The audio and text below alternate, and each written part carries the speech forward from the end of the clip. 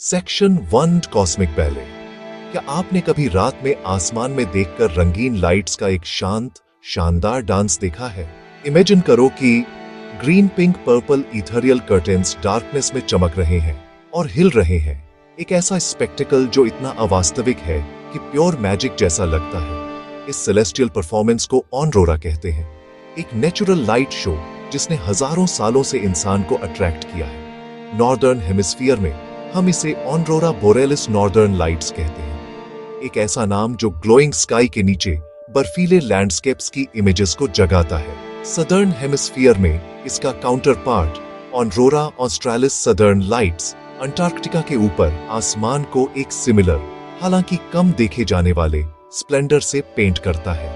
यह जादू नहीं है, यह साइंस है अपने सबसे ब्यूटीफुल रूप में। सदियों से एंशिएंट कल्चर्स और माइथोलॉजीज ने इन मिस्टीरियस लाइट्स को एक्सप्लेन करने की कोशिश की। वाइकिंग्स का मानना था कि वे वॉल्क्रीज की शील्ड से रिफ्लेक्शंस थे, वॉरियर मेडन्स जो गिरे हुए हीरोज को वलहल्ला ले जाती थी। आर्कटिक सर्कल के इंडिजिनस कम्युनिटीज ने उन्हें अपने एंसेस्टर्स की स्पिरिट्स के रूप में देखा, जो आफ्टर लाइफ में एक गेम खेल रही थी। ये स्टोरीज ऑनरोरा का ह्यूमन स्पिरिट पर गहरा इंपैक्ट बताती है। आज जबकि हमने इस फेनोमेनन के पीछे के साइंटिफिक मैकेनिज्म को सुलझा लिया है, ऑव का सेंस उतना ही पावरफुल बना हुआ है। लाइट्स हमारे प्लेनेट के डायनामिक कनेक्शन का एक पावरफुल रिमाइंडर है जो सन से जुड़ा है। ऑनरोरा का अपीयरेंस स्टैटिक नहीं है, यह एक फ्लूइड, हमेशा बदलता हुआ डिस्प्ले है। कभी कभी ये होराइजन पर एक जेंटल डिफ्यूज ग्लो के रूप में दिखाई देता है, अन्य समय में यह एक वाइब्रेंट, फास्ट मूविंग कोरोना में एक्सप्लोड हो जाता है। Patterns soft undulating ribbons, sharp pulsating curtains में शिफ्ट हो सकते हैं। ये वेरिएबिलिटी इसके चार्म का हिस्सा है। इस एक्सप्लोरेशन में हम सन से अर्थ के एटमॉस्फेयर तक जर्नी करेंगे और ये कैसे बनता है, कहां दिखता है और कितना सुरक्षित है, सब डिमिस्टिफाई करेंगे। Section 2 decoding the light show.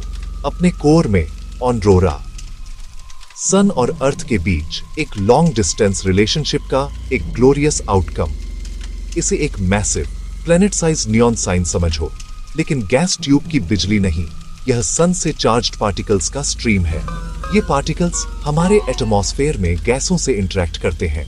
यह इंटरेक्शन प्राइमरली पोलर रीजन्स में होता है, इसलिए फेनोमेनन हाई लैटिट्यूड्स में सबसे कॉमन है। ऑनरोरा बोरेलिस, शक्कस नॉर्दर्न लाइट्स, ऑनरोरा ऑस्ट्रेलिस, शक्कस सदर्न लाइट्स। ऑनरोरा का क्रिएशन सन की सतह पर शुरू होता है, लगभग 93 मिलियन मील दूर। सन एक टर्बुलेंट प्लाज्मा स्फीयर है जो लगातार चार्ज्ड पार्टिकल्स इजेक्ट करता है, इलेक्ट्रॉन्स, प्रोटॉन्स, जिसे सोलर विंड कहते हैं। हम पर मैग्नेटिक फील्ड है, हमारी अनसीन रक्षा, जो सोलर पार्टिकल्स को डिफ्लेक्ट करता है, पर सोलर विंड इसे शेप करता है। Day side compressed, night side लंबी टेल, फील्ड लाइंस पोल्स पर फनल होती हैं, वहीं से कुछ एनर्जेटिक पार्टिकल्स कैप्चर होकर पोल्स की ओर गाइड होते हैं। ऊपरी एटमॉस्फेयर में टकराने पर असली जादू शुरू होता है। High energy particles, gas atoms, molecules को एक्साइट करते हैं। इलेक्ट्रॉन्स हाई स्टेट में जाकर वापस आते हैं और फोटॉन्स एमिट होते हैं। जब अरबों खरबों कोलिजन साथ होते हैं, तब वह शानदार ऑनरोरा बनता है। Section 3 the sun's fiery breath. यह इस पूरे प्रोसेस को चलाने वाला इंजन है। सोलर विंड एक लगातार सुपरहीटेड प्लाज्मा स्टॉर्म है।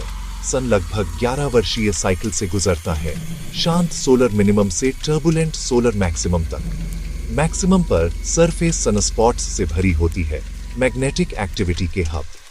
यहीं पावरफुल सोलर फ्लेयर्स और कोरोनल मास इजेक्शंस होते हैं। अरबों टन प्लाज्मा स्पेस में फेंका जाता है। यदि एक CME अर्थ की ओर आए तो यह मैग्नेटोस्फीयर को कंप्रेस कर जियोमैग्नेटिक स्टॉर्म बना सकता है। तब पोल्स की ओर पार्टिकल फ्लो तेज होता है और ऑनरोरा अधिक वाइब्रेंट और व्यापक हो जाते हैं। पावरफुल स्टॉर्म्स में नॉर्दर्न लाइट्स कभी कभी मध्य लैटिट्यूड्स तक दिख सकते हैं। अर्थ का मैग्नेटिक फील्ड हमारा अनसंग हीरो है। इसके बिना सोलर विंड एटमॉस्फेयर छीन सकता था, जैसे मंगल पर हुआ। ऑनरोरा के मंत्र मुग्ध कर देने वाले रंग रैंडम नहीं होते, वे एटमॉस्फेरिक केमिस्ट्री और फिजिक्स का रिजल्ट हैं।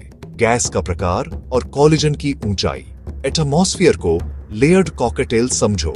हर लेयर प्लस एनर्जी का अपना सिग्नेचर कलर। सबसे कॉमन हल्का पीला हरा ऑक्सीजन से।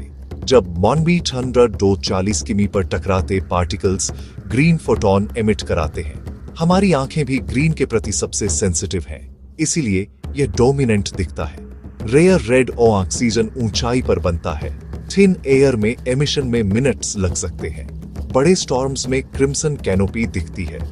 नाइट्रोजन निचले किनारे पर पिंक, डार्क रेड और ऊंचाई पर ब्लू वायलेट दे सकता है, अक्सर आंख की सेंसिटिविटी सीमा पर। लॉन्ग एक्सपोजर फोटो अक्सर पूरा स्पेक्ट्रम दिखा देते हैं। सही जगह और समय ऑनरोरल ओवल्स के अंदर पास होना जरूरी है।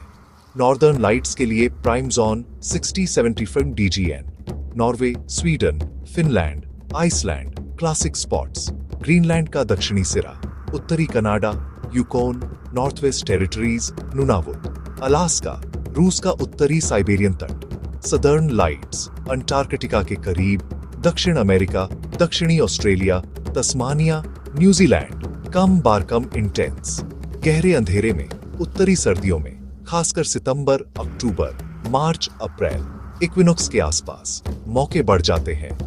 लाइट पॉल्यूशन से दूर रहे। क्लाउड कवर और केपी इंडेक्स देखें।